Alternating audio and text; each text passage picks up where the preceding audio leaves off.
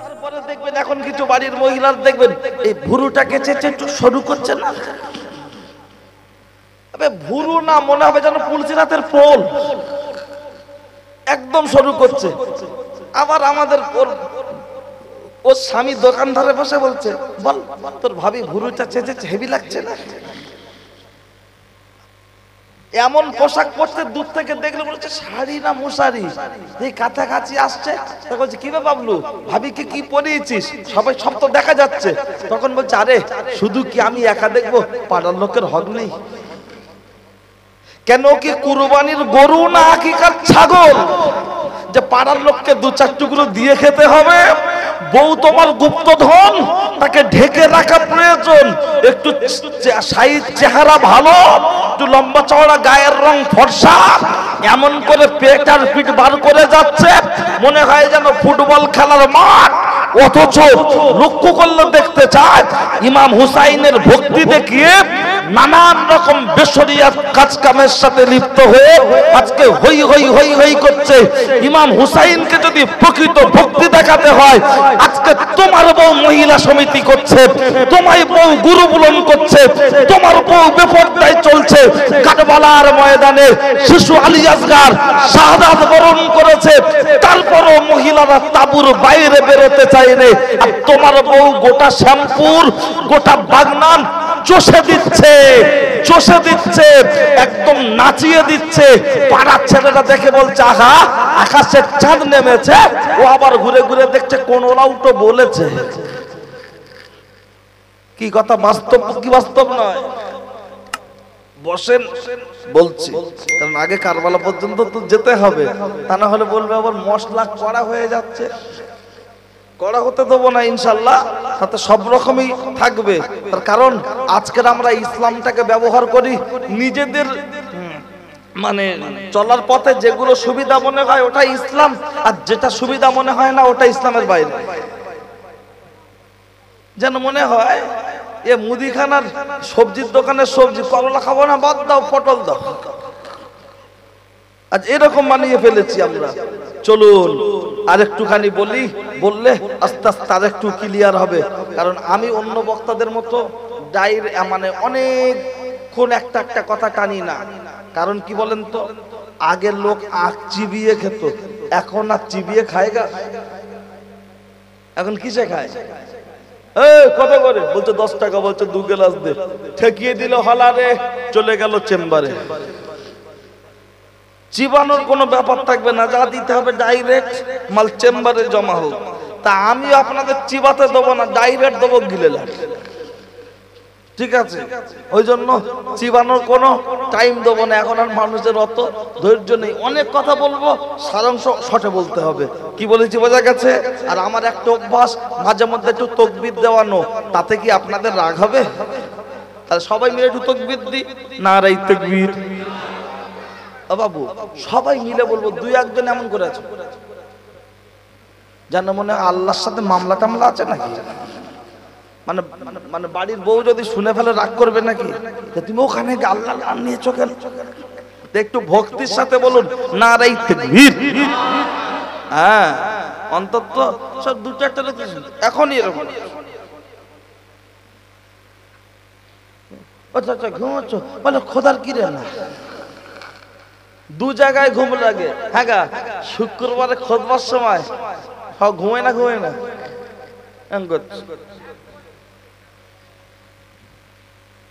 ইমাম সাহেব খুতবা দিচ্ছে, ইয়ামুরুনা বিল আদলি ওয়াল ইহসান। চাচা ঘন ঘন দিচ্ছে, হাততালায় টান। ও চাচা ঘুমাচ্ছ? বলে আল্লাহর কি রে না। তা বলছে তুমি 8টার মতো ডবল ডিশ মারছো। 2-4টা লোক দেখবেন খুতবা হয়ে গেল, সবাই দাঁড়িয়ে গেছে, নিয়ত হবে, তাও সে ছেলে কোটে না, গা হাতে ওঠো না। আবার যা মুড লিচ্ছে দেখলে মনে হচ্ছে আজরাইলের ভাই নাকি, মুডই আলাদা। 2টো জায়গায় ঘুম লাগে, একটা হলো মসজিদ আর একটা হলো মজলিস। হ্যাঁ গা, এখানে বসে কেউ যদি ঘুমায় সে সওয়াব পাবে? কেন সওয়াব পাবে না? জব কার্ডের মাটি কাটুক আর নাই কাটুক, হাজিরা হলে মাল ঢুকে যায় না, যায় না।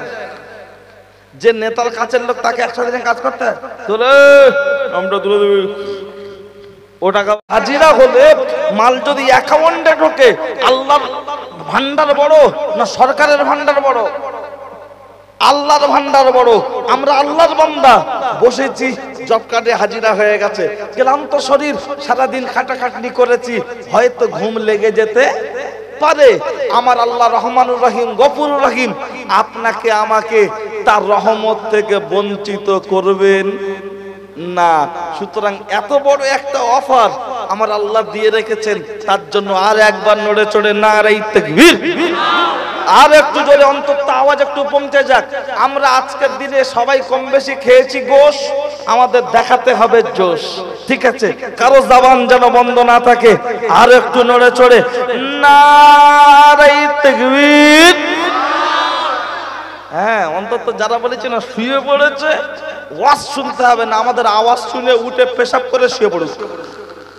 ওয়াজ কি শুনবে? তারপর ঘুমের ঘরে মনে করবে বাইরে দিচ্ছে কিন্তু খাটে।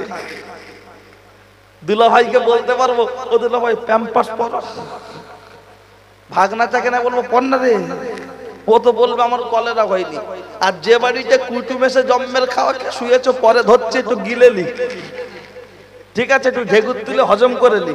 হ্যাঁ, কুটুম বাড়ি এসে বলছে জ্যানটা খারাপ, তা তোর যখন কলেরা হলো তেলি কেন? আমি দিচ্ছি ওটা একটু খেয়ে লিখ, তারপরে হচ্ছে। চলে ও ছেলেরা, ও নওজোয়ান যুবকেরা, আমার রস শুনে কেউ দেবে পেটাই, কেউ দেবে মেটাই, যে কোনো একটা হলে হয়ে যাবে ভাই, অসুবিধা নাই। তাই বলে রেখে যাই, আমার নাম সাদ্দাম, আমার নেই কোনো দাম, কথাগুলো হবে টাইগার বাম, শুনলে আসবে অনেক কাম, দিতে পারবো না আপনাদের সময়ের দাম। আমি যে কথা বলছিলাম, কোন কথা বলতে বলতে চলে এসেছি, আপনারা ভুলে গেলেও আমাকে তো ভুললে চলবে না। আমি ছেলে আমজাদ, অত সহজে কোনো কথা দেব না বাদ। আপনারা হলেন আব্বাজানের ভক্ত, আমার মধ্যে আছে তার রক্ত, হবেন না কো ব্যর্থ। আমি আপনার মাঝে আলোচনা করছিলাম, এই যে হৃৎপিণ্ড নামক যে কল, এর যে রোগগুলো আছে, পৃথিবীর কোন হসপিটালে ট্রিটমেন্ট করবেন, সেই কথা বলতে গিয়ে ইমাম সাহেবের মেম্বারে দাঁড়িয়ে বক্তব্যের কথা বলছিলাম, সেখান থেকে সাইটে গিয়েছিলাম। কিন্তু মনে রাখুন, এ উপস্থিত জনমণ্ডলী, এখন এর রোগগুলো বাকি, অনেকগুলো রোগের মধ্যে একটি রোগ হলো যেটা আমার আল্লাহর কোরআন বললেন, সেটা আমার আল্লাহর কোরআন জানিয়ে দিয়েছেন, আকিমুস সালাত ওয়া আতুজ যাকাত, তোমরা নামাজ কায়েম করো, পাশাপাশি যাকাত প্রদান করো। নামাজ রোজা কেউ কোনোদিন করো না কো কাজা, যদি করো কাজা কবরে গেলে পেতে হবে সাজা। নামাজ রোজা ইমানদার মুসলমানের জন্য খুবই সোজা, কিন্তু দুঃখের সাথে বলতে হয় আজকে মসজিদগুলোতে বেশি বেশি নামাজ পড়ছে কারা? এই মুরব্বি বাচ্চা যারা মসজিদে নামাজ পড়ছে তারা, আর জন ছেলে যারা মসজিদে বেশি নামাজ পড়তে যায় না তারা। তাদের যদি হাতটা ধরে বলা হয় ভাই চল না মসজিদে নামাজ পড়তে যাই, তখন বলছে দাদু তোমার গাঁটে গাঁটে বাত, কোমরে কোমরে বাত, উঠতে গেলে লাঠি, বসতে গেলে মাটি, জীবনটা করতে হবে খাঁটি, কবরে গেলে জায়গা দেবে মাটি, মজবুত হবে ঘাটি। এখন তোমরা বলবে নামাজ নামাজ নামাজ, আমরা বলবো সমাজ সমাজ সমাজ, তোমরা বলবে ভাত ভাত ভাত, আমরা বলবো মদ মদ মদ। উঠতি বয়সে ফুর্তি করব, ধরা পড়লে ধনঞ্জয়, না পড়লে ফুল এনজয়। আমাদের জন্য আবার নামাজটা কিসের? খুব বেশি বেশি যদি বলা হয়, তখন বলে ও সাদ্দাম হোসেন ভাই, আমাদের মসজিদের ইমাম সাহেব যখন মাইক ধরে তখন বলে নামাজ পড়ো। আজকে তোমাকে দাওয়াত করে আনা হয়েছে, তুমিও মাইক ধরে বলছো নামাজ পড়ো। ও মৌলী সাহেব, তোমরা কি এই ছাড়া হাদিস কোরআনে আর কিছু পড়ুনি? এত নামাজের গুরুত্ব কিসের জন্য? না না না, শুনে রেখে দেন, জেনে রেখে দেন। নরেন্দ্র মোদী দখল করে বসেছে দিল্লির গদি, মমতা দখল করেছে পশ্চিম বাংলার ক্ষমতা। দিদি এবং মোদী দুজনে মিলে যদি বন্ধ দেখে দেয়, সারা পশ্চিম বাংলার সমস্ত দোকান বন্ধ হবে কি হবে না? কিন্তু কেন? বলছে তারা ক্ষমতায় বসে আছে। কিন্তু বলুন বলুন বলুন, মমতা ব্যানার্জি পশ্চিম বাংলার প্রত্যেকটা গ্রামের বুথে বুথে তিনি কি ভোটে জিতে আছে? বামপন যখন ক্ষমতায় ছিল সেও প্রত্যেকটা গ্রামের প্রত্যেকটা বুথে ভোটে জিতেছিল না। কংগ্রেস যখন ক্ষমতায় ছিল সেও সব গ্রামের সব বুথে ভোটে জিতেছিল না। তাহলে তাদের কথায় যদি দোকান বন্ধ রাখতে হয়, আমার আল্লাহ ওয়াল্লাহ আকাশে বাতাসে পাহাড়ে পর্বতে সমস্ত জায়গার ক্ষমতার মালিক আছেন না নাই? তাহলে আমার আল্লাহর কথা মতো আমাদেরকে দোকান বন্ধ রাখার দরকার আছে না নাই? বলবেন আমার আল্লাহ কি বন্ধ রাখতে পারে? নিশ্চয়ই নিশ্চয়ই নিশ্চয়ই। বলবেন হায় হায় একই মলি সাহেব, আমার আল্লাহ কি করে বন্ধ রাখতে পারে? শুনে রেখে দেন, রেডিওয় খবর হয়, টিভিতে খবর হয়, যে খবর দুবার বলে দেয় রে ওকে বলা হয় খাস খবর। খাস খবর যে খবরটা বারবার দেখায় ব্রেকিং নিউজ, ব্রেকিং নিউজ বারবার দেখাচ্ছে, দুবার তিনবার চারবার পাঁচবার দেখালে ওটা যদি খাস খবর হয়, আমার আল্লাহ নামাজের কথাটা কোরআন শরীফ এক জায়গায় নয়, দু জায়গায় নয়, ৮২টা জায়গায় বলেছেন আকিমুস সালাহ ওয়া আতুজ যাকাত, তোমরা নামাজ কায়েম করো পাশাপাশি যাকাত প্রদান করো, তোমরা নামাজ কায়েম করো পাশাপাশি যাকাত প্রদান করো। এটা আপনার আমার জন্য খাস খবর হতে পারে কি পারে না? বলবেন হুজুর কারবালার কথা বলবেন তো কথা কেন মনে রাখুন, ঠিক জায়গায় মিলবে। কারণ ইমাম হুসাইনের ভক্তি দেখাবেন, অথচ বড় বড় গোপ রেখে গাঁজায় দম দেবেন আর বলবেন দিলে দিলে নামাজ হচ্ছে, আছে না নাই? বলছে দিলে দিলে নামাজ হচ্ছে। তাই বলি চাচা নামাজ যদি দিলে দিলে হয়, চাচা চাচি থাকবে দুতলায়, চাচা থাকবে একতলায়, দিলে দিলে 2 বছর সংসার করো। বলছে তা আবার কি করে হয়? হ্যাঁ মনে রাখুন ও ছেলেরা, ও নওজোয়ান যুবকেরা, লক্ষ্য করলে দেখতে পাওয়া যায়। আমি আপনাকে সবিনয় নিবেদন করে বলবো, তাহলে এটা খাস খবর। আল্লাহ বন্ধ দেখেছেন কোন জায়গায়, একটু ভালো করে গুরুত্ব দেন কথার প্রতি। কোরআন শরীফে একটি সূরা আছে, সূরাটার নাম হলো সূরাতুল জুমা, আছে না নাই? যারা কোরআন শরীফ পড়তে পারেন, ইদা নুদিয়া লিসসালাতি মিয়াউমিল জুমাতি ফাসাউ ইলা যিকরিল্লাহ, যখন তোমাদের জন্য মুয়াজ্জিন মসজিদে আযান দিয়ে দিল, দোকানদার বিক্রি বন্ধ করো, খরিদ্দার কেনা বন্ধ করো, এটা তোমাদের জন্য হয়ে যেতে পারে হারাম। হারাম হারাম, তারপরে বেচা কেনা করে খেলে হয়ে যাবে অনেক ব্যয়রাম, এটা তোমাদের জন্য বন্ধ বন্ধ বন্ধ। নারী পুরুষ আউয়াল বৃদ্ধ বনিতা সবাই দোকান বন্ধ করো, কাজ বন্ধ করো। মুয়াজ্জিন মসজিদে আযান দিচ্ছে, হাইয়া আলাল ফালাহ, চাষি চাষ রেখে নামাজের জন্য পালা, হাইয়া আলাল ফালাহ, ড্রাইভার গাড়ি ছেড়ে নামাজের জন্য পালা, হাইয়া আলাল ফালাহ, দোকানদার দোকান ছেড়ে নামাজের জন্য পালা। তাই বলছি রাতের বেলা শুনছেন মা চাচি খালা, এটা আমাদের জন্য বন্ধ চলছে গো। এখন কেউ বলবেন সাদ্দাম ভাই বামপন যখন ক্ষমতায় ছিল, যখন বন্ধ রাখতো সমস্ত দোকান বন্ধ হতো, 2 ধরনের দোকান খোলা থেকে যেত, একটা হলো মিষ্টান্ন ভান্ডার আর একটা হলো মেডিসিন শপ, অর্থাৎ ওষুধের দোকান। টিএমসি সরকার যখন ক্ষমতায় আছে গো, সমস্ত দোকান বন্ধ হয়, কিন্তু এই 2টো দোকান খোলা থাকে, একটা হলো মিষ্টির দোকান আর একটা ওষুধের দোকান। আমার আল্লাহ যখন বন্ধ দেখেছে সমস্ত দোকান বন্ধ হবে, কোন দোকান কি খোলা থাকবে না? নিশ্চয়ই সমস্ত দোকান বন্ধ হবে, 2টো দোকান খোলা থাকবে। একটা মিষ্টির দোকান, বলবেন আমাদের বাগনানের ওষুধের দোকান, মিষ্টির দোকান না, বলবেন ওষুধের দোকান। আমাদের শ্যামপুর বাজারের না না না না না, যাদের বাড়িতে ছোট্ট ছোট্ট 5 বছরের বাচ্চা আছে তাদের জন্য আল্লাহর নামাজ ফরজ নাই, পার্টির তরফ থেকে যখন বন্ধ দেখে দেয় সমস্ত দোকান বন্ধ হয়ে যায়। মিষ্টির দোকান যেমন খোলা থেকে যায়, মুয়াজ্জিন মসজিদে আযান দেওয়ার পরে সবাই নামাজ পড়তে চলে যাবে, 5 বছরের বাচ্চা রাস্তার ধারে দাঁড়িয়ে খেলা করবে, তার জন্য কোনো আপত্তি থাকতে পারে না না। ওটা হলো মিষ্টান্ন ভান্ডার, ওষুধের মিষ্টির দোকান। বলবেন ওষুধের দোকান কোনটা? প্রায় গ্রামে 1জন 2জন খ্যাপা থাকে কি থাকে না? পাগল খ্যাপা। এই খ্যাপাদের জন্য আল্লাহর নামাজ ফরজ নাই, ফরজ নয়। পার্টির পার্টির তরফ থেকে যখন বন্ধ রেখে দেয় সমস্ত দোকান বন্ধ হয়, কিন্তু ওষুধের দোকান খোলা থেকে যায়। পার্টির তরফ থেকে যখন বন্ধ রেখে দেয় সমস্ত দোকান বন্ধ হয়ে যায়, ওষুধের দোকান খোলা থেকে যায়। মুয়াজ্জিন মসজিদে আযান দেওয়ার পরে সবাই নামাজ পড়তে চলে যাবে। তার কাটা বেরেন্টাল বাপের বেটা কপাল ফাটা মাথা মোটা রাস্তার ধারে দাঁড়িয়ে থাকবে, ওর জন্য কোনো আপত্তি থাকতে পারে না। এই দুজনকে ছাড়া সকলকে পড়তে হবে নামাজ, পড়তে হবে সমাজ। কিন্তু না না না না না, নামাজের কথা যদি বারবার বলা হয় তখন একদল লোক বলতে থাকে, ও সাদ্দাম হোসেন নামাজ তো সবাই পড়ছে, কিন্তু এমন এমন লোক আছে মুখে বড় বড় দাড়ি রেখে 5 ওয়াক্ত নামাজ পড়ছে অথচ শরীয়ত বেখেলাফ কাজ করছে। 5 ওয়াক্ত নামাজ পড়ছে অথচ লোকের গীবত গিল্লা করছে। 5 ওয়াক্ত নামাজ পড়ছে অথচ লক্ষ্য করলে দেখতে পাওয়া যায় লোকের বিরুদ্ধে নানান রকম মুনাফিকি করছে, শরীয়ত বিরোধী কাজের সাথে যুক্ত আছে। তোমাদের নামাজটা কবুল হচ্ছে না, হচ্ছে না। লক্ষ্য করলে দেখতে পাওয়া যায় ও ছেলেরা ও নওজোয়ান যুবকেরা সেই জায়গায় দাঁড়িয়ে আমি আপনাকে সবিনয় নিবেদন করে জানাতে চাই, আমি আপনাকে সবিনয় নিবেদন করে জানাতে চাই, না না না না না, কোরআন শরীফের ভিতরে আমার আল্লাহ বলেছেন, কোরআন শরীফের ভিতরে আমার আল্লাহ বলেছেন ইন্নাস সালাতা তানহা আনিল ফাহশাই ওয়াল মুনকার।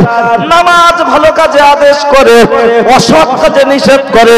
যে নামাজ পড়ছে অথচ ভালো কাজে আদেশ হচ্ছে না, অসৎ কাজে নিষেধ হচ্ছে না, তার মানে তার নামাজটা সঠিক জায়গা মতো গিয়ে পৌঁছাচ্ছে না। এই হিকমতটা আপনাকে এটাকে মাথায় রাখুন। নামাজও পড়ছে, লোকের গীবতও করছে, নামাজ পড়ছে মানে আমাদের নামাজটা সঠিক জায়গা মতো গিয়ে পৌঁছাচ্ছে না। না না, বলবেন নামাজ পড়ছি আমরা, কোরআন বলছে নামাজ পড়ো, তুমি বলছো নামাজ পৌঁছাচ্ছে না, এটা কি করে হয় বাবু? মনে রাখবেন থার্মোমিটার আমাদের কাছে আছে, বগলে দিয়ে ধরে রাখলে জ্বর কতটা আছে বোঝা যায়। নামাজ কবুল হচ্ছে কিনা সেই ইসলামের থার্মোমিটার যদি লাগিয়ে দেওয়া যায় তখন বোঝা যাবে আপনার আমার জ্বর কত, কবুল হচ্ছে কি হচ্ছে না। বলবেন সেটা কি করে? সেটা আমি আপনাকে ঠিক সময় মতো, আল্লাহ যদি তৌফিক এনায়েত করে ঠিক সময় মতো আমি আপনাকে ব্রেনে পুশ করার চেষ্টা করব। আগে আরেকটুখানি সেই জায়গায় দাঁড়িয়ে, কারণ এই নামাজ 7, 8, 9 নামাজ না পড়লে দিতে হবে ফাইন। 4, 5, 6 নামাজ পড়লে আল্লাহ নেবেন রিস্ক। আর 1010 নামাজটা হলো একজন ইমানদারের জন্য মেন। তুমি ইমাম হুসাইনের নেকি ভক্তি দেখাও অথচ তোমার মধ্যে নামাজ নেই, কিন্তু মনে রাখুন সেই জায়গায় দাঁড়িয়ে আর একটা কথা, ওই যে হৃৎপিণ্ড নামক যে কল্ব, আর একটা ওর থেকে টেনে বার করে ওখানে দাঁড় করিয়ে রেখে ওই দিক থেকে ঘুরে কারবালার ময়দান থেকে এর সাথে অ্যাড হবে। তার কারণ আজকের দিনে দাঁড়িয়ে শুধু শর্ট কথায় যদি বলা হয় ইমাম হুসাইন কেন,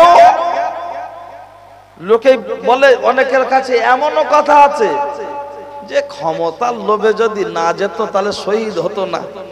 এরকম কথা কিছু মানুষের মুখ থেকে ভেসে আসে না, আসে না। ক্ষমতার লোভে লড়াই, এটা চেয়ারের লোভে, নাউজুবিল্লাহ। এ কি কথা? ইসলাম সম্পর্কে নাবালক ভালো করতে কাতুরুপ ভালো চেনে, গোলামার সাহেব ভালো চেনে, পিট্টুর ঘুটি ভালো চেনে, কেরাম্বর ভালো চেনে, লুডু ভালো চেনে, জমি জায়গার কাগজ ভালো বোঝে, কিন্তু ইসলাম সম্পর্কে নাদান। বলবেন কি করে? চলুন আমি দৃষ্টান্ত স্বরূপ আপনার মাঝে হাদিস থেকে কথা রাখবো, গল্প নয়। আমি শর্ট করেই ওটাকে বলার আগে শুধু কোরআনের একটা আয়াত একটুখানি এখানে দিয়ে রাখি। মনে রাখবেন কোরআন শরীফের মধ্যে এসেছে ব্যবসা হলো হালাল, সুদ হলো হারাম। কিন্তু সেই জায়গায় দাঁড়িয়ে আজকের এই গ্রামের ভিতরে, হ্যাঁ বাবা, সুদের ব্যবসা পাড়ার ভিতরে মহিলাদেরকে একটা ব্যাপকভাবে দেওয়া হয়েছে না ভাই? আমি গেলে আমাকে দেবেন, আমার বউ গেলে দেবেন। তার মানে শুধু শর্ট কথা এতটুকু মনে রাখুন, টায়ার, সাইকেলের টায়ার আর টিউব, টায়ারটা শক্ত, টিউবটা নরম। টায়ার যদি মনে মনে করে এতদিন বাইরে ছিলাম, ভিতরে যাব, টিউবকে বাইরে দেবো, ওই সাইকেলটা চেপে এখান থেকে আপনাদের এই ভিতরের রাস্তা পর্যন্ত যাওয়া যাবে? পাংচার হবে। নারীকে ঘরে না রেখে যদি রাস্তায় রাস্তায় ঘোরানো হয়, টিউ যেমন পাংচার হচ্ছে, ও ধর্ষণ হবে, পরপুরুষে ওকে দখল করে নেবে। আগে বাসায় লেখা থাকতো লেডিস সিট, মেয়েরা দেখবে লেডিসের দিকেই বসতে চাইতো, এখন বলছে লেডিস জেন্টস, ভাই ভাই, ভাই বোন, সমান সমান অধিকার, কোনো সমস্যা নাই বলে একদম চালিয়ে যাচ্ছে। কিন্তু আর যত নারী ঘরের ভিতরে ছিল, তত পুরুষের ইজ্জত সম্মান ঠিক ছিল। নারী যত বাইরে বেরিয়ে ফ্যাশন দিতে শুরু করেছে, পুরুষের ইজ্জত তত কমতে শুরু হয়েছে। কথা ঠিক কিনা? এই তো বসে আছে গো আমাদের দাদু বাপ, এখন এই রাত 12টা, 12:30, 1টার সময় বাড়ি যাবে, ওনার স্ত্রীকে গিয়ে ডাকবে, এই সাদ্দামের মা, এই সাদ্দামের মা, উঠেই বলবে, কি হয়েছে, তুমি কোথায় ছিলে গা, এত রাত পর্যন্ত কোথায় ছিলে? ওই জলসা হচ্ছিল, সেই ওখানে একটু গিয়েছিলাম। তা তুমি একটু বলবে না, জানো তো আমার কাছে ফোন নেই, কাউকে তো ফোন করে বলবে। আর আমি যেই বাড়ি যাব, রাত 1:30টার সময় গিয়ে আমার বউকে ডাকবো, এই বিউটি, এই ঝামেলা খাতু, এই বিউটি, ও বাবা, 2 বাচ্চারা, এই বিউটি, দরজা খুলবে আর বলবে, তুমি রাত 2টার সময় এসে ঘেউ ঘেউ করছো কেন? তাহলে ওনাদের স্ত্রী অর্থাৎ আমাদের মা কত মহব্বতের সাথে, তুই কোথায় ছিলে এত রাত্রে? বলে পাশে জলসা হচ্ছিল। বয়স 65 বছর, ট্রান্সমিটার জ্বলে গেছে, যৌবনে ভাটা পড়েছে, চোখে ভালো দেখতে পায় না, কানে ভালো শুনতে পায় না, তারপরে ওনাদের স্ত্রীরা ওনাদেরকে অবহেলা করছেন না।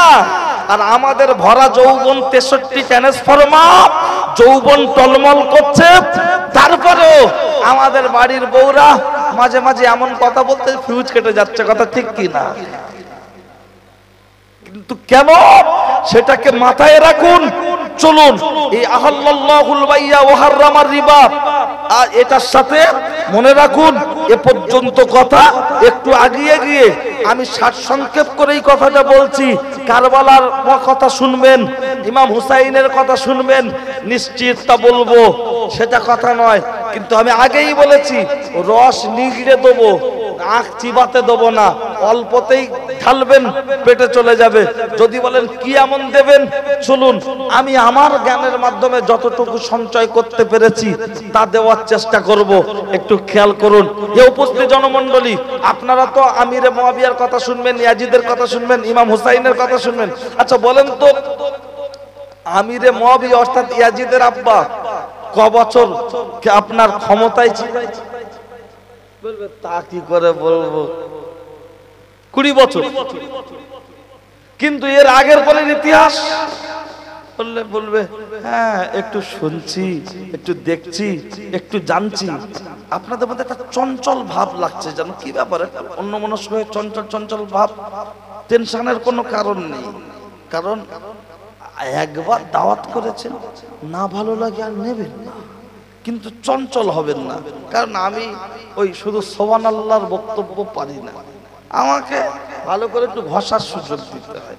আর ঘষার সুযোগ না দিলে আমাদের মতো মৌলী সাহেবদেরকে, আজকে দেখছেন উঁচু জায়গায় বসে আছে, চেয়ার, বুকে ব্যাজ, গলায় উত্তরীয়, বিশাল ব্যাপার। আমাদের মতো মৌলী সাহেবদেরকে জাহান্নামের কাতারে দেখতে পাবেন। এই বাগনানের লোক জান্নাতে যাবে, বলবে কি বে, সেই সাদ্দাম হোসেন 15,000 টাকা ভিজিট ছিল, মাল ধরা পড়েছে।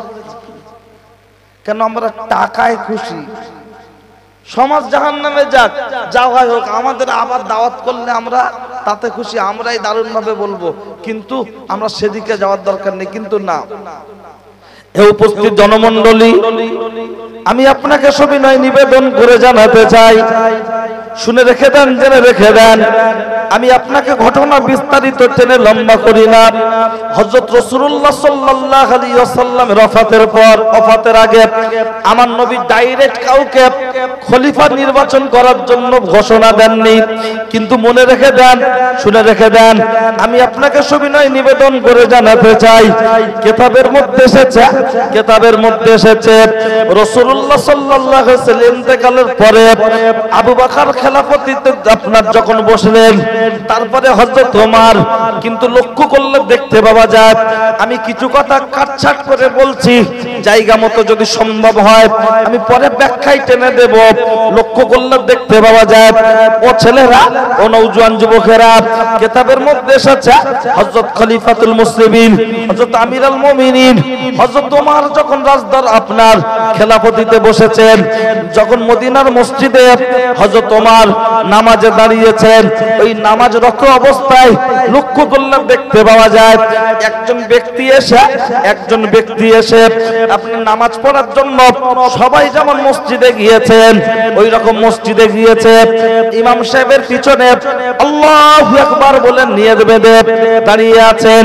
কিন্তু একটা পকেটে একটি ছুরি আছে, ওই ছুরিটা দিয়ে ওই ছুরিটায় বিষ লাগানো আছে। হযরত ওমর যখন সিজদায় চলে যাবে আর ওই ছুরিটা দিয়ে আঘাত করা হবে, ওই ছুরির আঘাতের কারণে রক্তক্ষরণ হয়ে মারা যাবে।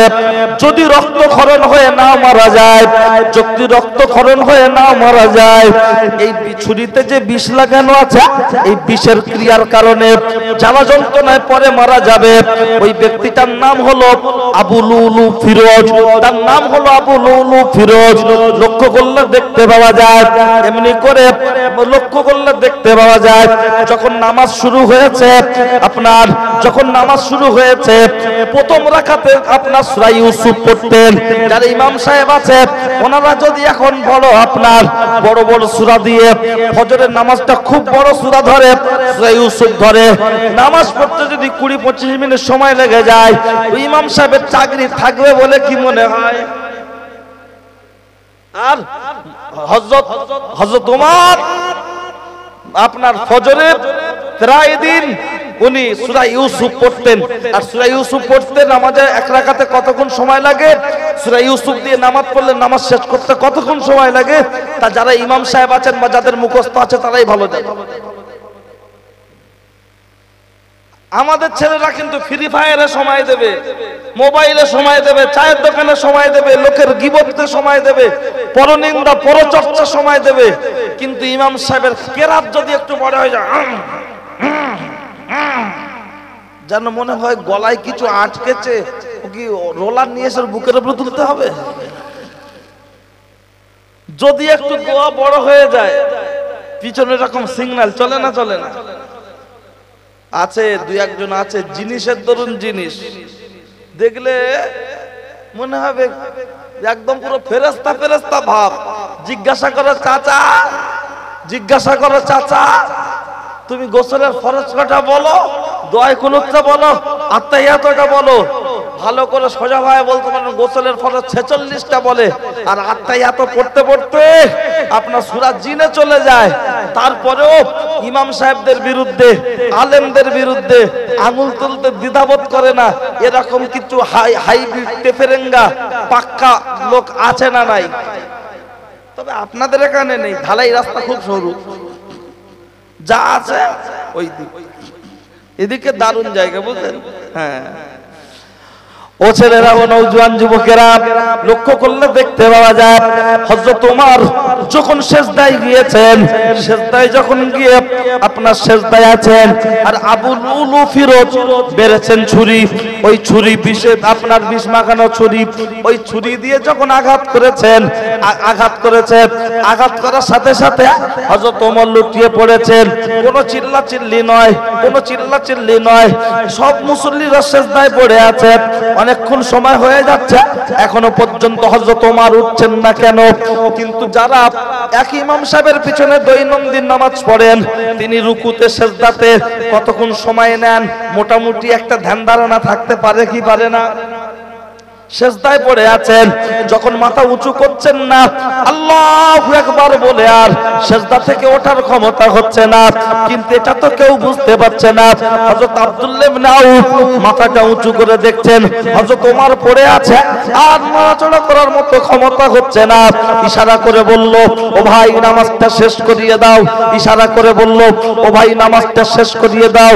যখন নামাজটা শেষ করানোর জন্য কথাবার্তা চলছে, তখন লক্ষ্য করলে দেখতে পাওয়া যায় নামাজটা শেষ করার জন্য বললেন। হযরত আব্দুল্লাহ ইবনে আউফ নামাজটা যখন শেষ করিয়ে দিলেন, নামাজটা শেষ করিয়ে দিয়ে হযরত ওমরকে ধরে হযরত ওমরকে ধরে যখন বাড়ির পথে নিয়ে যাওয়া হলো রে, হযরত ওমর 7 দিন জীবিত ছিলেন। ভালো করে কথাটা খেয়াল করুন, 7 দিন জীবিত ছিলেন। এই 7 দিন জীবিত থাকা অবস্থায় জনগণ থেকে জিজ্ঞাসা করেছিলেন, ইয়া খলিফাতুল মুসলিমিন, ইয়া আমিনুল মুমিনিন, আমি আপনার কাছে জানতে চাইছি, একটু বলুন আপনার ওফাতের পর আপনি যদি ইন্তেকাল করেন, আপনার পরে কাকে খলিফা নির্বাচন করা হবে, আপনি একটু তার নামটা উল্লেখ করে যান। লক্ষ্য করলে দেখতে পাওয়া যায় কিতাবের মধ্যে এসেছে হযরত ওমর ফারুক রাদিয়াল্লাহু তাআলা নাম উল্লেখ করলেন না। তিনি বোঝাতে চাইলেন জনগণ যাকে যোগ্য মনে করবেন তিনি হবেন আপনার খলিফা, আমি কাউকে উল্লেখ করে যেতে পারবো না। কিতাবের মধ্যে এসেছে, লক্ষ্য করলে দেখতে পাওয়া যায় ও ছেলেরা, ও নওজোয়ান যুবকেরা, না এমন চলতে চলতে এমন একটা সময়, এমন একটা টাইম চলে আসলো।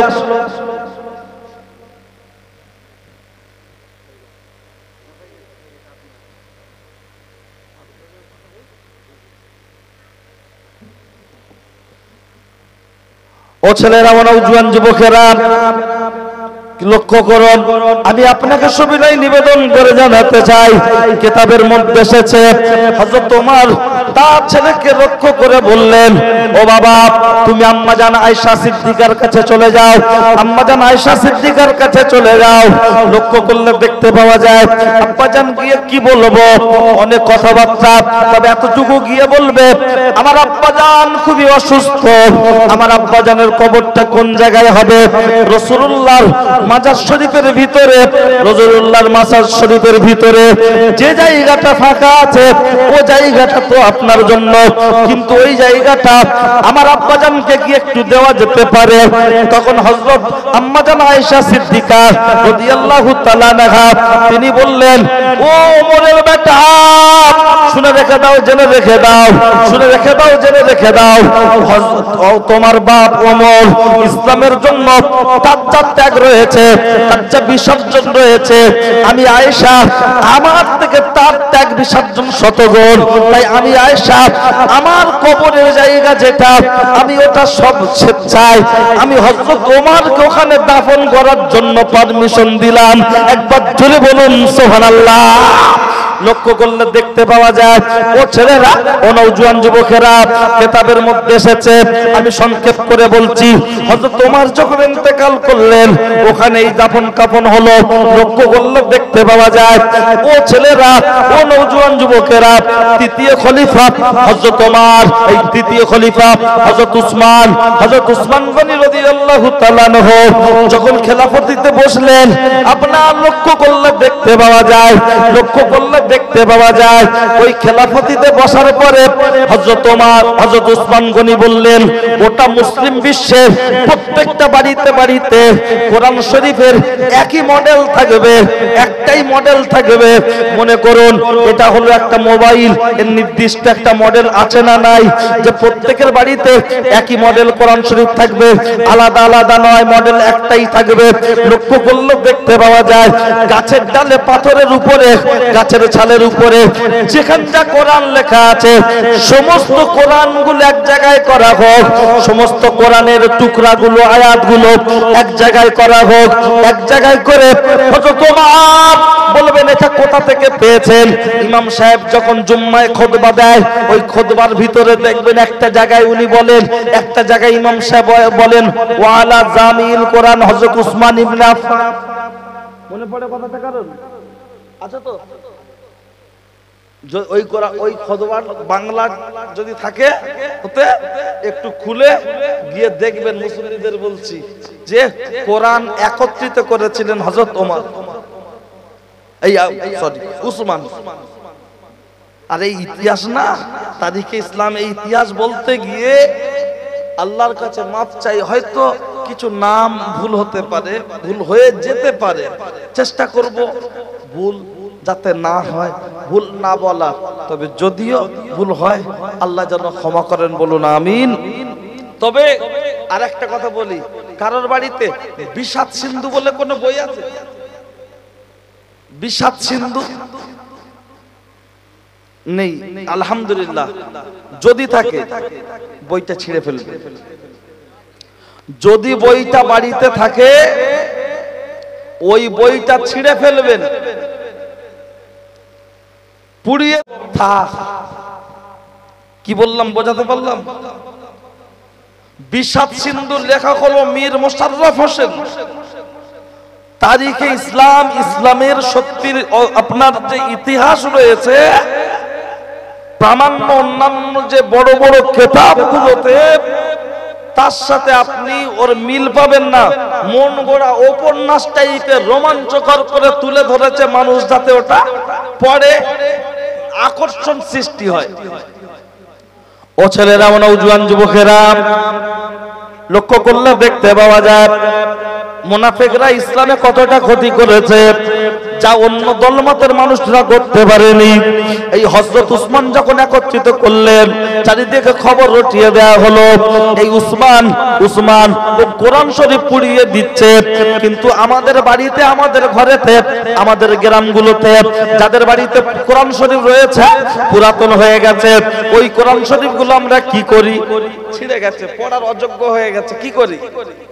হয় গর্ত খুলে একটা পুঁতে দিই কবরস্থানের ভিতরে, তাই তো, অথবা কেউ কেউ দেখবেন পানিতে ফেলে দেয়। কিন্তু শুনে রেখে দেন, জেনে রেখে দেন, হযরত উসমান গনি বললেন সমস্তটা এক জায়গায় করো, কিছু পুড়িয়ে দাও, কিছু গর্ত করে মাটিতে পুঁতে দাও, দাফন করে দাও। আমাদের কাছে মনে হয়েছে এই দাফন করে দেওয়াটা হলো বেটার, তাই আমরা দাফন করে দিয়ে থাকি। লক্ষ্য করলে দেখতে পাওয়া যায় এর ভিতর থেকে চক্রান্ত করে মুনাফিকরা চারিদিকে ছড়িয়ে দিল উসমান কোরআন পুড়িয়েছে, উসমান কোরআন পুড়িয়েছে। লক্ষ্য করলে দেখতে পাওয়া যায় একটা গোষ্ঠী তৈরি হয়ে গেল উসমানের বিরুদ্ধে লড়াই করার জন্য। উসমান গনি রাদিয়াল্লাহু তাআলা তার বিরুদ্ধে লড়াই করার জন্য না না না না না না, লক্ষ্য করলে দেখতে পাওয়া যায় হযরত আলী কারামাল্লাহু ওয়াজহু দারুণ একটা হিকমত কাজ করলেন। এখানে হযরত হাসান এবং হুসাইন দুজনকে দুই প্রান্তে দাঁড় করিয়ে দিলেন। হযরত উসমানের ঘরের দু প্রান্তে দুজনকে দাঁড় করিয়ে দিলেন, কারণ হাসান এবং হুসাইন খানিকটা দেখতে আমার নবী পাকের মতো। তারা দু প্রান্তে দাঁড়িয়ে গেল, আর শত্রু পক্ষরা গোটা ঘরটা ঘেরাও করে ফেললো। 40 দিন অবরুদ্ধ করে রেখেছে, 40 দিন অবরুদ্ধ করে রেখেছে। লক্ষ্য করলে দেখতে পাওয়া যায় ও ছেলেরা অনেক কথা গোপন করতে হচ্ছে, কারণ অনেক কথা গোপন করতে হচ্ছে সাহাবীদের ব্যাপারে। সব কথা যদি ওপেন ভাবে বলা হয়, এমন কিছু মানুষ আছে তাদের মন্তব্য চিন্তা চেতনা ভাবনা এমন জায়গায় চলে যাবে তার ঈমান চলে যাওয়ার সম্ভাবনা থাকতে পারে। ওই জন্য সব কথা বলা যায় না। লক্ষ্য করলে দেখতে পাওয়া যায় ও ছেলেরা, ও নওজোয়ান যুবকেরা, কিতাবের মধ্যে এসেছে জোহরের নামাজ আদায় করে হযরত উসমান গনি একটু তন্দ্রা, একটু নিদ্রা, এই তন্দ্রা বা নিদ্রায় যখন চলে গিয়েছেন, ঘুমিয়ে গিয়েছেন, আমার রাসূলুল্লাহ স্বপ্নেই বলছেন, ও উসমান গনি চলে এসো, চলে এসো, আমি স্থান নিয়ে অপেক্ষা করছি, তুমি আসলে তারপরে ইফতার করব। উসমান গনি চলে এসো, আর দুনিয়ার কষ্ট তোমাকে পোহাতে হবে না, আর দুনিয়ার কষ্ট তোমাকে ভোগ করতে হবে না, চলে এসো, চলে এসো। কিতাবের মধ্যে এসেছে, লক্ষ্য করলে দেখতে পাওয়া যায় হঠাৎ করে উসমান গনির ঘুমটা ভেঙে গেল, উসমানের গনির ঘুমটা ভেঙে গেল। স্ত্রীকে বলল, ও আমার বিবি, ও আমার বিবি, ও আমার বিবি, লক্ষ্য করলাম দেখতে পাওয়া যায়, ও আমার বিবি গো, আমাকে একটু কোরআন শরীফ পড়ার সুযোগ করে দাও, মনে হয় আমি বাঁচবো না। আমাকে একটু কোরআন শরীফ পড়ার সুযোগ করে দাও, মনে হয় আমি বাঁচবো না। কিতাবের মধ্যে এসেছে বিবি নায়েলা কোরআন শরীফ পড়ার ব্যবস্থা করে দিলেন। উসমান গনি বললেন, ও আমার বিবি গো, আমি বাঁচবো না, আমার শাহাদাত বরণ হবে মনে হয়, আমি বাঁচবো না। আমি স্বপ্নেই দেখেছি রাসূলুল্লাহ সাল্লাল্লাহু আলাইহি ওয়াসাল্লাম তিনি আমাকে ডাকছেন, আমি গেলে তারপর ইফতার করবেন, মনে হয় আমি বাঁচবো না। কোরআন শরীফ পড়ছেন, হঠাৎ শত্রুপক্ষ দুই ধাপ থেকে পাঁচিল টপকে প্রথম এসে যে গলাটা ধরে দাড়িটা ধরেছেন, তার নাম যদি আমি এই জায়গায় বলি চিন্তা চেতনা পাল্টে যাবে, তাই গোপন করছি। তখন লক্ষ্য করলে দেখতে পাওয়া যায় উসমান গনি বলতে লাগলেন, এই তুমি উমুকের ছেলে? বলছে হ্যাঁ। বলছে হায় হায়, তুমি আমার দাড়ি ধরে এমন করে মারছো, আজকে যদি তোমার আব্বাজি হায়াতে থাকতো তাহলে তুমি বুঝতে পারতে আমার গায়ে হাত দেওয়ার জন্য তোমার ফলাফল কি হতো। তোমার কপাল ভালো, তোমার আব্বাজান হায়াতে জিন্দেগি জীবিত নাই। ও ছেলেরা, ও নওজোয়ান যুবকেরা, বলে হযরত উসমানের উপরে যখন অত্যাচার শুরু হলো, জুলুম শুরু হলো, বিবি নায়েলা এসে হাত দিয়ে আটকানোর চেষ্টা করলেন। বিবি নায়েলার আঙুলগুলো কেটে গেল, আঙুলগুলো কেটে গেল, আর হযরত উসমান গনির জামা কাপড় রক্ত মিশ্রিত হয়ে গেল। আপনার পরিশেষে উসমান গনি যখন ইন্তেকাল করলেন, উসমান গনি ইন্তেকাল করার পর চতুর্থ খলিফা হযরত আলী কারামুল্লাহ ওয়াজহু যখন হলেন, লক্ষ্য করলে দেখতে পাওয়া যায় তখন হযরত আলী কারামুল্লাহ ওয়াজহুর কাছে ওই বিবি নায়েলার কাটা আঙুল, হযরত উসমান গনির জামা রক্ত মিশ্রিত জামা সামনে দিয়ে বলা হলো, ও সামনে দিয়ে বলা হলো, সামনে দিয়ে বলা হলো, সামনে দিয়ে বলা হচ্ছে, ওয়ালি এই বিবি নায়েলার আঙুলের কাটা অংশ আর উসমানের জামা কাপড় রক্ত মাখায় তোমার কাছে দিলাম, তুমি এখনই তদন্ত করে আসামি খুঁজে বার করে দৃষ্টান্তমূলক শাস্তি দিতে হবে। হযরত আলী কারামাল্লাহু ওয়াজহু বললেন, আমি সবেমাত্র খলিফা হয়েছি, আমি আগে কাজগুলো বুঝে নি, তারপরে তদন্ত আস্তে আস্তে ধাপে ধাপে হবে, আসামি ধরে নিঃসন্দেহে তাদের শাস্তির ব্যবস্থা করা হবে। চারিদিকে খবর রটিয়ে দেয়া হলো উসমানের শাহাদাতের পিছনে, উসমানকে শাহাদাত করানোর পিছনে হযরত আলীর হাত রয়েছে, তাই উসমানকে ও শাহাদাত আপনার শহীদ করিয়ে দিয়ে ক্ষমতা দখল করতে চেয়েছেন। একবার জোরে বলুন নাউজুবিল্লাহ। বুঝলেন, এসব যে রাত 2টার সময় হয় না, 1টার সময় হয় না, 1টার সময়, কারণ মানুষের চোখে না তা ঘুমের আলাদা একটা আলাদা, আমি বলবো এক বুঝবে এক, এখানে অনেকগুলো কথা বোঝানোর। আপনার ওমর, এই ওমরের আগে আবু বকর, আবু বকর যে রাসূলুল্লাহর পাশে যে দাফন হয়েছে, যারা হজে গিয়েছেন দেখে এসেছেন, আমি এখন আর যাওয়ার নসিব হয় না, আমরা কিতাবে পড়েছি, এই এখানে দাফন করার জন্য রাসূল তো জীবদ্দশায় বলে যায়নি, কিন্তু কবরটা হলো কি করে? হ্যাঁ, অটোমেটিক যখন রাসূলুল্লাহর মাজার শরীফের কাছে গিয়ে বলা হলো কোথায় দাফন করা হবে, রাসূলুল্লাহর মাজার শরীফের যে গেট, খিড়কির দরজা খুলে গেল, অটোমেটিক ইশারা হলো আবু বকরকে এখানেই দাফন করা হোক। একবার জোরে বলুন সুবহানাল্লাহ। এরকম অনেক যদি কেটে কেটে কেটে কেটে বলি না অনেক কথা, কিন্তু আসলে কি জানেন, যাদের একটু সুর আছে একটু বললে খুব ভালো লাগে, টুক টুক টুক টুক করে কাটা কাটা বললে এখন মানুষ ওয়াজ মনে করে না, গল্প মনে করে। দু এক জায়গায় বলে, পাশ থেকে যে সভাপতি থাকে, ব্যবসা থাকে, যাকে বলে হুজুরির ওয়াজ করতে বলো, শুধু তো গল্প করছে। মানে কিছু মানুষ এটুকুই জানে ওয়াজ মানে একটু চিল্লা চিল্লি করে, একটু কানে হাত দিয়ে শুরু হবে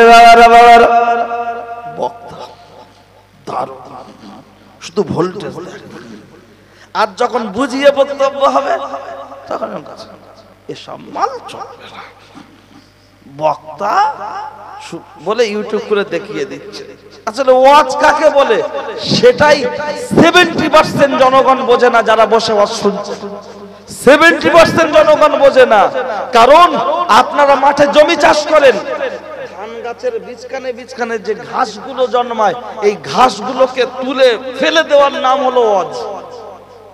যদি বলেন তার মানে ইসলামে যা আদেশ করেছেন ওগুলো গাছ, যেগুলো নিষেধ করেছেন ঘাস। সবজি চাষ করেছেন, আলু চাষ করেছেন, ধান চাষ করেছেন, ওর বীজখানে যদি বড় বড় ঘাস হয়, হ্যাঁ বাবা ধান ভালো হবে? তার জন্য ওগুলো তুলে উৎখাত করে ফেলে দিতে হয়। তাই ইসলামে যা আদেশ করেছেন গাছ, যা নিষেধ করেছেন ঘাস, ওই ঘাসগুলো তুলে ফেলে দেওয়া, অর্থাৎ তার বিরুদ্ধে প্রতিবাদমূলক আলোচনার নাম হলো ওয়াজ। কিন্তু কোথায় কি বোঝাবো?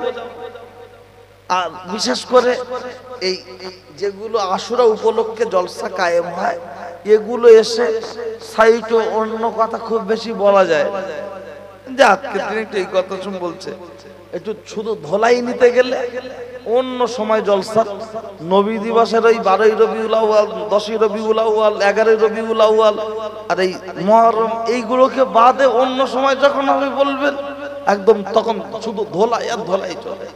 আর এখন এটা তো একটা নির্দিষ্ট দিনে বলে ওই সম্পর্কে আলোচনা, ওই সম্পর্কে। কিন্তু আজকের আমাদের বিভিন্ন জায়গায় একটি চলছে ফসপানিও চলছে, হায় হায় হায় হায় চলছে। কিন্তু কোথায় পেলে এরা কি ইসলাম আলাদা করে আবার জন্ম দিল? আর আমাদের বাড়ির কিছু বউরা আবার ঘোমটার ভিতরে খ্যামটা নাচ করে আবার দেখতেও যাচ্ছে, আছে না নাই? তবে আপনাদের গ্রামের কথা বলছেন, আমাদের হাসিনা, জায়েদা, খালেদা, ঝামেলা, অক্সিজেন, এদের কথা বলছি না। এ কলজেখে করা ভালো।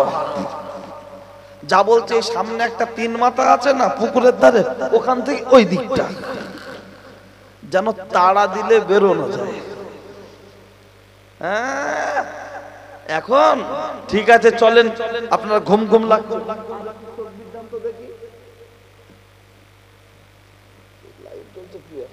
ভবিষ্যৎ অন্ধকার, সবসময় লাইট জ্বলে উঠছে, বুঝলেন? ভবিষ্যৎ এমনি অন্ধকার, সবসময় লাইট জ্বলে উঠছে। চলুন চলুন আমার দিকে খেয়াল করুন। আমার এই করছি, আব্বা বসে পড়ো, বসে পড়ো বাবু, বসে পড়ো। আর একবার তাকবীর দেবো, কারো জবান যেন বন্ধ না থাকে, ঠিক আছে? দেখি নারায়ে তাকবীর।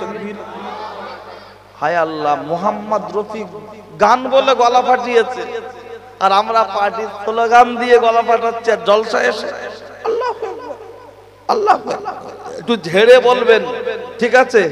কারো জবান যেন বন্ধ না থাকে। এই বাচ্চারা জোরে বলো তো, জোরে বলবে একদম। যেমন ফ্রি ফায়ার ক্লাস কি করেন, আমি তো আগে বুঝতাম না যে মোবাইল ধরে মরে গেল মানে। একটা বয়স্ক লোক আমাকে একদিন সামনে জলসায় গেছি, বলছে হুজুর আমার ছেলের জেন ধরেছে। কি বলছো, ছেলের জেন ধরেছে? বলছে আচ্ছা কি করে তুমি বুঝলে? বলছে যতবার রাত্রে উঠে দেখি ঘরের দরজা বন্ধ করা, খালি বলে মরে গেলু মরে গেলু, তুই ঢোক তুই ঢোক তুই ঢোক, আমি মরে যাবো তুই ঢোক। তাই বলছি চাচা মোবাইল আছে? বলছে হ্যাঁ। কত দাম? তখন ওই ভিভো না অপো K10 17,000 টাকা একটা ফোন পাওয়া যেত না, 8 GB RAM 128 GB ফোন, মানে 2-3 বছর আগে। তা বলছে ওই 17,400 টাকা দিয়ে একটা ফোন কিনে দিয়েছি না, ব্যাস কাজ হয়েছে। 8/128 মানে চলবে। আচ্ছা মোবাইলটা কিনে দেওয়ার আগে জেন ধরে নিতে বলছেন না? আমি বললাম ওকে বলবেন জানালা এক সাইডে একটু খুলে রাখতে। দেখবেন যখন বলছে মরে গেছি মরে গেছি, তুই ঢোক তুই ঢোক, দেখবেন ও চাচা জেন ধরিনি, দেখবেন মোবাইল ধরেছে। আর কথাটা দেখবেন বাস্তব। এমন কিছু ছেলে আছে ফ্যান খুলে চলে যাচ্ছে, খালি বলছে মার মার মার, চোখগুলো ঢুকে গেছে ভিতরে। ওর বাপ মা যেই ফোন করুক তোলা যাবে না, আছে না নাই? কিছু যুবক ছেলে আছে দেখবেন বউ থাকবে না বলছে, চলে যাবে বলছে, আর শুধু কোথায় কি পোস্টার মারা আছে আর চিন্তা নেই। হ্যাঁ এখনই চলে আসুন, শারীরিক সমতায় ভুগছেন এখনই চলে আসুন, 100% গ্যারান্টি। মনে রেখো যারা বেশি মোবাইলে ফ্রি ফায়ার খেলছো, গেম খেলছো, ভিডিও দেখছো, বউ তোমার নামে থাকবে, মিটারের বিল তোমাকে দিতে হবে, আলো জ্বালাবে অন্য লোক। মেডিকেল সায়েন্সের থিওরি অনুযায়ী ইসলাম বলছে চোখে ক্যান্সার হবে, যৌন শক্তি দুর্বল হবে, আস্তে আস্তে শরীর অক্ষমতা হবে। এখনো মুরব্বীরা বে করবে বলছে আমাদের দাদুরা, আর যুবক ছেলে 34 বছর বয়স, সে বে করার কথা শুনলে ভয় পাচ্ছে। এরকম মাল আছে না নাই? কেন? হ্যাঁ, গোরঘাটের নিচে কাপড় পরছে আর রজনী তুলসী বিমল ছিটছে। কোন মলি সাহেবের বউ পালিয়েছে দেখাতে পারবেন? কোন হাবে সাহেব বউ পালিয়েছে? 6000 টাকা মাইনে তো বউ পালায় না, আর 35,000 টাকার মাইনে বউ পালাচ্ছে। কি ব্যাপার? বলছে হোয়াট ইজ ইওর কেস? বলছে হুজুর ফোন দিয়ে আমার বউ শেষ। মলি সাহেবের কাছে ফোন নেই? আছে, ঠিক আছে চলেন পরে দেখা যাবে। কি বলছিলাম, কথা শেষ করতে পারবো না, টুকটুক করে এক্ষুনি কালবেলা পর্যন্ত পৌঁছাবো। তো কি বলেছিলাম? চিবাতে দেবো না রস দেবো, মনে আছে তো? তাকবীর সবাই মিলে ঘুম ছাড়িয়ে নারায়ে তাকবীর। আর একটু জোরে দিতে হবে, মরণ তাকবীর, মরণ তাকবীর। কারণ এনআরসি করে আমাদের তাড়িয়ে দেবে বলছে, ওদের বাপের ক্ষমতা নেই। বলুন ইনশাআল্লাহ। আমাদের কাগজপত্র সব আছে না নাই? আরে আমাদের নাম ইতিহাসের পাতায় না থাকতে পারে, দিল্লির ইন্ডিয়ান গেটের গায়ে, দিল্লির ইন্ডিয়ান গেটের গায়ে স্বাধীনতা সংগ্রামীদের সকলের নাম স্বর্ণাক্ষরে লেখা আছে। 93,000 মানুষ রক্ত দিয়েছে, তার মধ্যে মুসলমান টুপিওয়ালা দাড়িওয়ালা 63,000 রক্ত দিয়েছে। আবারও প্রয়োজন হলে দেশের মাটির জন্য রক্ত দেবো, জীবন দেবো, জন্মভূমির 1 ইঞ্চি মাটি ছাড়বো না। নারায়ে তাকবীর, নারায়ে তাকবীর। আমাদের কাগজপত্র সব আছে না নাই? সব আছে, শুধু নামের বানান ভুল। না কি বলেন? কেন বলেন তো? আমরা মুসলমানের বাচ্চা, কোরআন শরীফ বলেছে ইকরা পড়ো, আর এরা শুধু বলছে সোনা পালিশ করো, হাটের ব্যবসা করো, দর্জি লাইন করো, রং করো। নামাজ আগে ফরজ হয়নি, রোজা আগে ফরজ হয়নি, আগে বলা হয়েছে পড়ো পড়ো পড়ো, ইকরা ইকরা ইকরা। কারেন্টের বিল বেশি এসেছে, দরখাস্ত লেখার জন্য গোটা মোল্লা পাড়ায় খুঁজে খুঁজে লোক পাওয়া যাচ্ছে না। কথা ঠিক কি না? সে ওই পাড়ায় জয়দেব কাকার দোকানে গিয়ে দেখছে জয়দেব কাকার ছেলে বসে আছে, বলছে কি কাগজ নিয়ে ঘুরছে কেন? বলছে আমার 14,000 টাকা বিল এসছে, কারেন্টের দরখাস্ত লিখে দেবে। ওটার বেলা দরখাস্ত ওখান থেকে লিখতে হবে। আলহামদুলিল্লাহ এখন অনেক লেখাপড়ায় মুসলিমরা অনেক এগিয়ে আছে। কথা ঠিক কি না? এখন প্রত্যেকটা গ্রামে কম বেশি মাস্টার, ডাক্তার, ইঞ্জিনিয়ার কেউ না কেউ হয়েছে। এটা আমাদের জন্য খুব গর্ব। কথা ঠিক কি না? আরো হতে হবে। আপনার ছেলেকে মাওলানা, মুফতি, কারি করতে হবে, এটা ফরজ নয়, কিন্তু পাক না পাক, হালাল হারাম, গোসলের ফরজ, ওজুর ফরজ। একটা মানুষ চলতে গেলে যতটুকু ইলম শিক্ষার প্রয়োজন অতটুকু শিক্ষা দেওয়া ফরজ। আপনার ছেলেকে মাস্টার করুন, ডাক্তার করুন, ইঞ্জিনিয়ার করুন, কিন্তু সপ্তাহে 1 দিন নয়, 2 দিন নয়, 4 দিন 5 দিন গ্রামের মসজিদের ইমাম সাহেবের কাছে মক্তবে পাঠানোর দরকার আছে না নাই? ইংলিশ মিডিয়ামে পাঠাচ্ছেন, একদিন বাচ্চা মিস করলে কান গরম করে দিচ্ছেন। কেন? সেখানে টাকা দিতে হয় মাসে 500 টাকা, 700 টাকা। আর ইমাম সাহেবের মক্তবে ফ্রি 50 টাকা, 20 টাকা, 30 টাকা। ইমাম সাহেব যদি বলে মাইনে একটু বাড়াতে হবে, 30 টাকার জায়গায় 50 টাকা, আর 50 টাকা যারা দিচ্ছে 70 টাকা, তখন ও মোড়ের মাথায় বসে বসে পায়ের উপরে পা তুলে দিয়ে কেলো ও বলছে আবে ইমাম সাহেবের 6,000 টাকা মাইনে দি, আমাদের ইমাম সাহেব আমাদের ছেলেদেরকে পড়াবে, আবার মাইনে কিসের বে? ও তো 6,000 টাকা মাইনে দিচ্ছে মসজিদ থেকে। এই ইমাম সাহেবকে 50 টাকা দিতে গেলে গায়ে লাগছে, আর তোমার বাচ্চা স্কুলে পড়তে যাচ্ছে ইংলিশ মিডিয়ামে, মাসে 500-700 টাকা স্কুল ফিস, স্কুলের গাড়ি গেলে তার জন্য আলাদা ফিস, স্কুলের বাচ্চাটাকে মাস্টার পড়াতে আসলে ইংলিশ মিডিয়াম সপ্তাহে 3 দিন পড়াবে 2500 3000 টাকা, সপ্তাহে 4 দিন পড়াবে 2500 3000 টাকা, এরকম পজিশন চলছে না চলে না? তাহলে ওই মাস্টারকে ডেকে জানাজা পড়ালে কেমন হয়? যে 4000 টাকার দামি স্যার, তাকে দিয়ে জানাজা পড়াও কেন? সপ্তাহে 3 দিন, মাসে 4000। আর আমাদের হুজুর সপ্তাহে 7 দিন। করোনার সময় সব অফিস বন্ধ, মসজিদের ইমাম সাহেব আর মুয়াজ্জিনের অফিস খোলা ছিল, কথা ঠিক কিনা? সবচাইতে ডিউটি বেশি, মাইনে কম। ওই জায়গাটার আল্লাহর ঘর মসজিদ, আর সেই মসজিদে দাঁড়িয়ে ইমাম সাহেব যখন বক্তব্য পড়ানোর জন্য একটু মাইনের কথা বলে, তখন অনেকের অনেক আপত্তি হয়। মাইনে দেবেন কি দেবেন না ওটা তো অবশ্যই একটা বিষয়, কিন্তু তা সত্ত্বেও আপনার বাচ্চাটাকে বক্তব্যে পাঠান পাঠান পাঠান, অন্তত গোসলের ফরজটা শিখে মরুক। মোবিল চেঞ্জ করছেন মোটরসাইকেলে 3000 কিলোমিটারে, আর বগলের চুল 40 দিনে কাটতে হবে জানে না? এমনও মানুষ আছে বছরে একবার বগলের চুল কাটে, একবার। যদি বিশ্বাস না হয়, কাল যখন খালি গায়ে ঘুরে খালি বলবে কি গো, হাতটা উঁচু করো, যেন মনে হয় শিমুই। দুরকম কালার, মাথায় এক গোড়ায় আলাদা। তাহলে শোরুমে যদি এই থাকে, গুডাউনে কি আছে ও আর বলবো না, বুঝে নেন। হ্যাঁ, গ্রামে যেসব লোকেরা গোসল দেয়, ওদের জিজ্ঞাসা করলে ওরা বলবে না, যদিও ওরা সব জানে, কিন্তু ওরা বলবে না। বিশাল বাড়ি, বিশাল টাকা, গাড়ি না ঘটঘট ঘটঘট ঘটঘট করে যায়, যে পড়ে গেল হয়ে গেল, বলছে কি বলছে শেষ।